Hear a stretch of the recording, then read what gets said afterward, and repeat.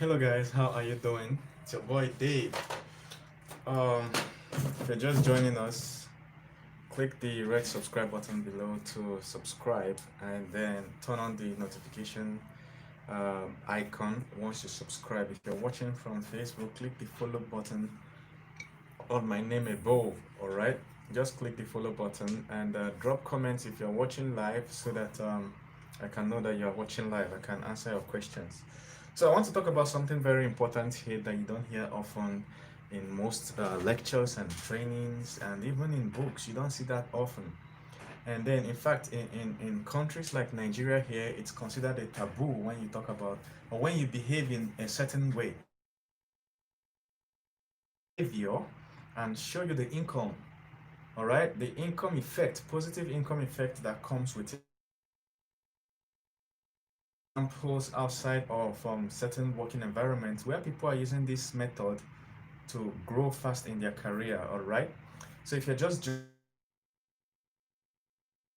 share it to your WhatsApp groups, share it to your Facebook groups, all right? Share it on your wall so that somebody on your wall can learn, all right? Okay, so are we ready? There's a thumbs up icon on this video. Just click on it so that I can the likes button can spike up. Don't forget to drop comments as questions so I can answer them. Are we ready? Now, what I want to talk about is how to grow in an office environment or even in business using what we call locally call eye service. I can see you guys, Eberechuku, Blessing, and across, all right, or ITK. I too know. Like if you schooled in Nigeria at all, you will notice that there are some students in class that before if a teacher finishes asking questions, the student will raise up their hand and answer it. They just want to prove that, yeah, we know it. All right. And then sometimes this is the student that will raise up their hand and ask a question that's,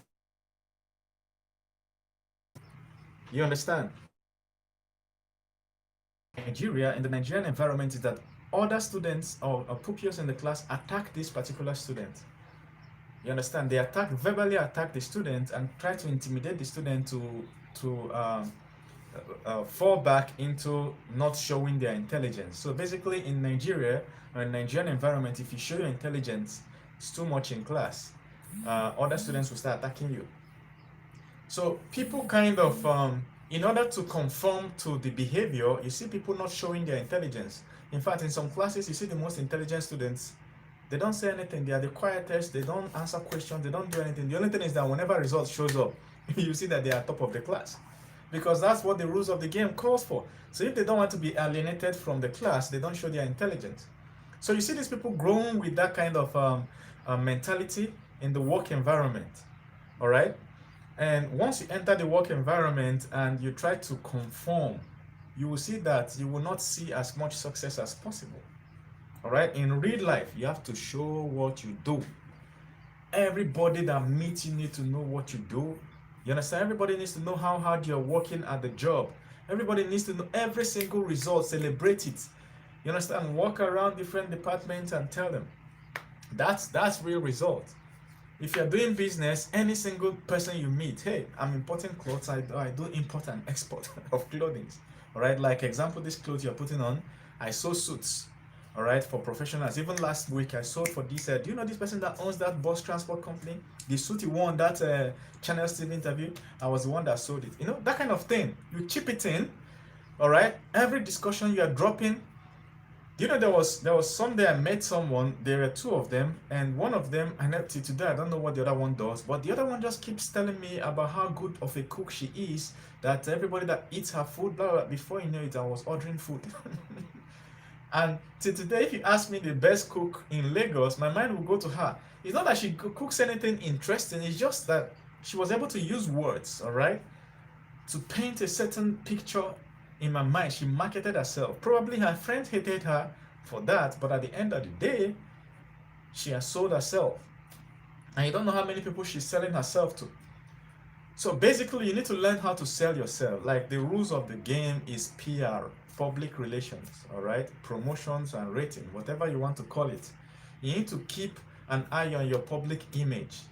So if you're working in a company, you need to keep an eye, all right, on Not just the work you do to make the things work, the task you are given. You need to keep an eye on how your managers see you. It is very, very, very important. You need to find a way to stand out. So if you go to work every day and let's say your work is just to make a machine work, to use a machine to pick something from one part of the company to another, if you do that every day for 35 years, nobody's going to notice you. You're just another clog in the wheel. All right. Whenever anything happens to you, they remove you and put somebody else. You can easily be replaced. If they are trying to look for people to downsize, let's say during coronavirus period, they want to downsize, you will be affected because you're not special. So the idea is to make yourself special. They call it office politicking. When I first started working in the corporate environment, I didn't pay attention to this thing, and it messed me up several times. All right. I've had a situation where I employed some people. I got into a company. Every company I ever get into, I try to employ as many Nigerians as possible. All right. So I've got into a company where I employed a number of people. And then in the process, after some time, I noticed that I started having issues with the management. Why am I having issues? What's the problem? What changed?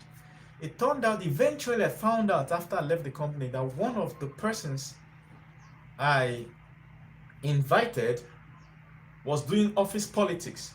So at a point, it started looking like he was way better than me, and management started thinking, why would this guy be under this guy? So what were they thinking now? We have to switch the positions. This guy that Dave employed is supposed to be ahead of Dave. All right. So when they eventually brought the idea to me, I was like, to hell, it can never happen. I need to resign. So I resigned there and then. It was later I found out what happened. So it turned out that every time we sent an email, management sent email to me and asked me to perform XYZ, get my team to perform XYZ task.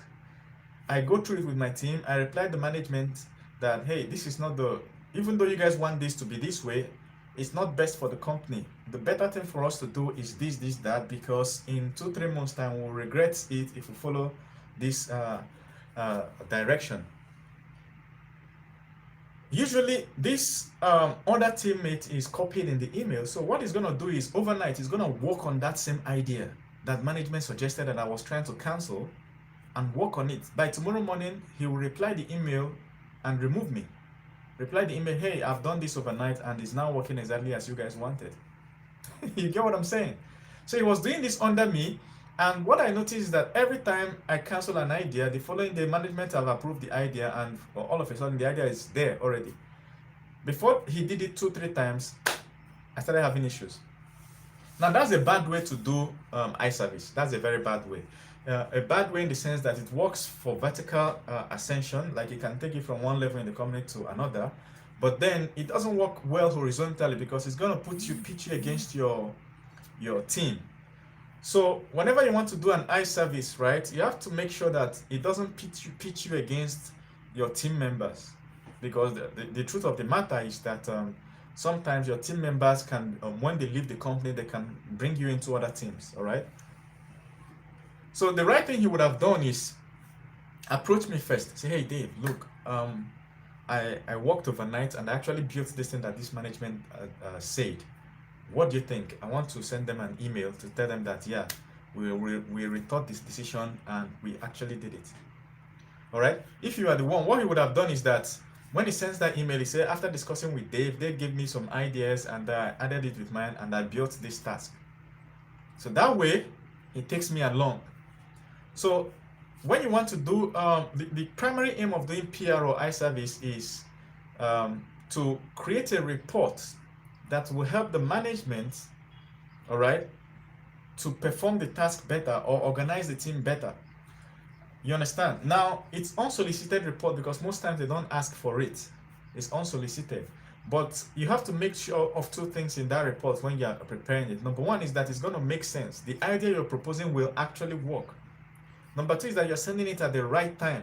And of course, the final one is that you're not smoking or throwing any of your team members under the bus. You get what I'm saying?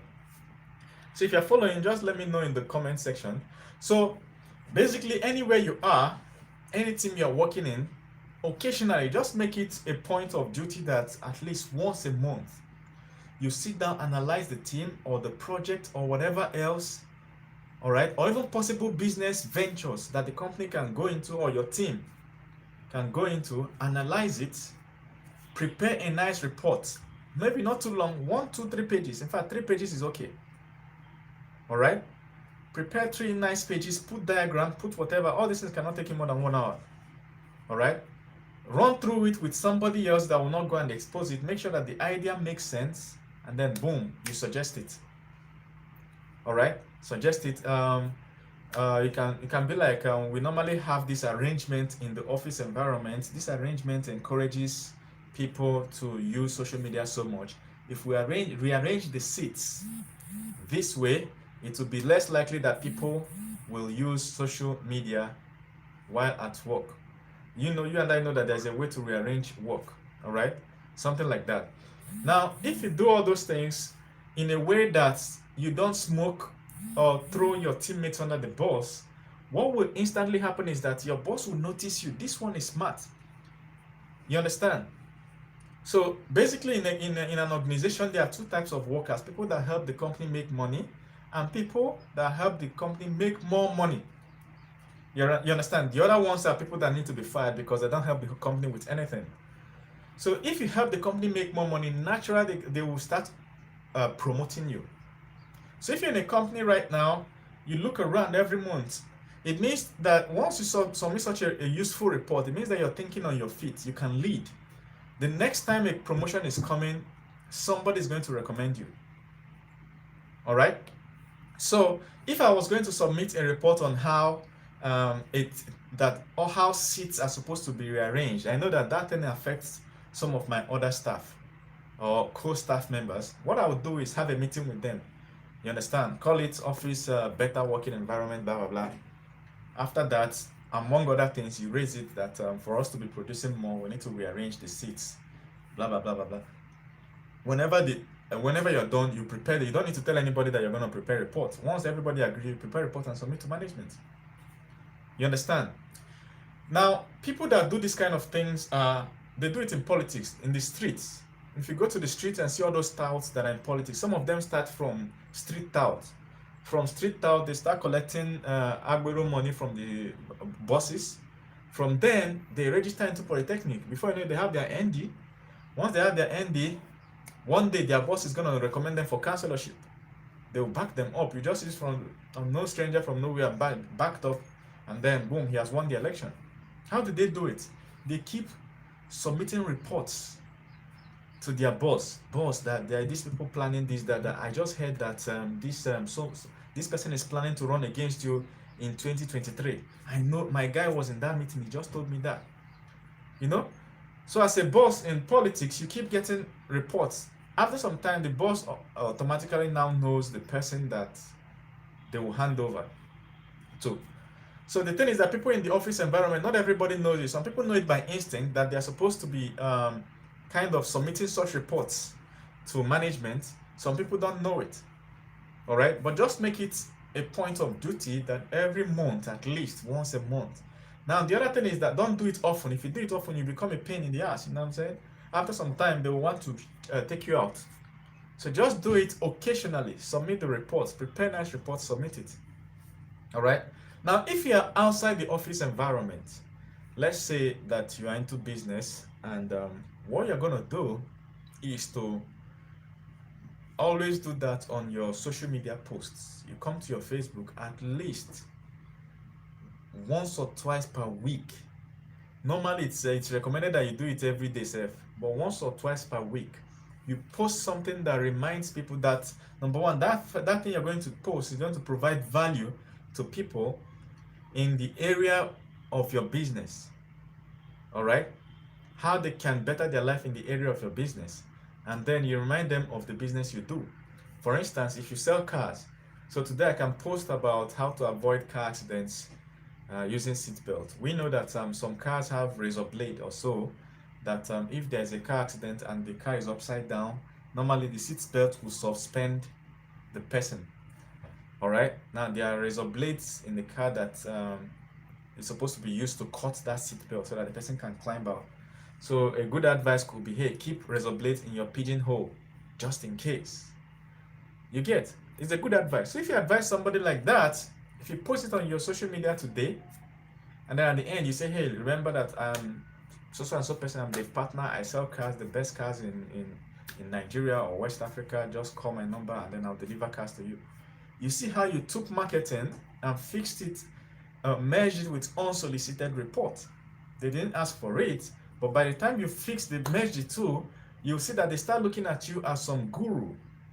You get? The next time they need a car or they meet somebody that needs a car, guess who they are going to call? So before you prepare unsolicited reports, make sure that your name appears there in full. So if you're preparing a report, you can say report on XYZ by, put your name. Your name has to be in full. All right. Now, if there are other people that contributed to that report, you can say with contributions from. Always give your teammates credit. It's very important because as you're trying to climb up, you have to make sure that your base is strong too. Because once your teammates are against you, they could rally one day and vote against you and you're out of the company. You understand? You could mistakenly do something wrong someday, and then they are supposed to back you to retain you in the company, and the one person raises their hand. This person is like the worst person in the world. They should remove him. The other person will raise their hand. Before you know it, you're out. So whatever you are doing, trying to go up, also make sure that you're not throwing the rest of your teammates under the boss. All right. Now, another thing is being able to be the right-hand man of your boss. All right. Sometimes your boss is trying to achieve something, then you go and do more research. All right. Boss is talking about social media boost, or maybe there's this, what do you call it? There's this meeting, they call all the staff members, everybody is talking about how do we gain more customers this month, and everybody finished talking about it. You come back and then you go and take a course, maybe the partner's course on how to get more customers.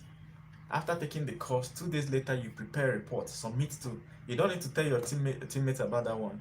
Submit to the top management. Remember that it's PR, it's public relations. So you don't just submit it to one person, you can tag all the team, all the managers. You understand? Call it Oga, then you tag all the managers. And this is my report. I did some research, further research on what we discussed about the other day, and this is what I think, how to use social media to grow our customer base. These are some examples. For instance, Toyota used social media, invested $2 million, and they sold 300 million other extra cars. This one, this, that. If we can apply it at this level in Nigerian market, this is what I expect that we should get. Suggestions: get a social media management expert. This, that. Break it down like that. Submit, tag everybody. You are doing advertising, it's PR. You understand? It's PR. Celebrities understand this. Musicians understand this. Politicians understand. If a politician ever fixes ordinary tap water in your town, if you see advert for the next 20 years, they're talking about it. They will take pictures, put it on TNT, TV, all the social media. If you see where they are writing about it on Twitter, you understand? We created a dam for this village, is now providing not just water, but in future to provide electricity.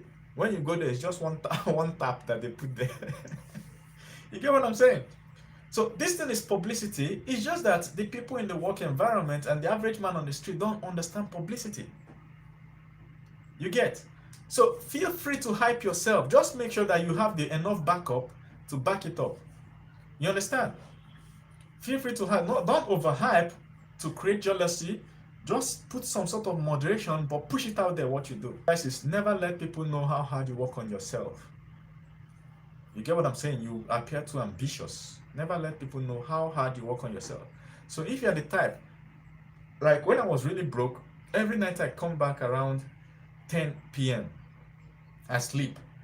Instead of me to sleep till 5 and wake up and start preparing for work, I sleep till 2, wake up and work till around 4. Every night I spend extra 2 hours learning, practicing. You understand? I can't go to office and start talking about it. Hey man, I was awake last night. I was awake since 2 a.m. to around 4:30 a.m. My work colleague will ask me, what were you awake doing? I will say I was learning this other thing that is not related to the office work. The guy will be like, okay. Next minute, what you hear is that your boss will call you and say, I heard that you normally learn something else that is not this thing. You will leave work you're supposed to be doing and you're learning something else. You will start defending yourself. Oh, guy, he's not doing office work. Oh, he's at night. You know, so never let people know what you're doing. And sometimes, if people know what you're working on or the way you're working on yourself, they will start putting what obstacles or obstructions on your way, because now they know where you're going to.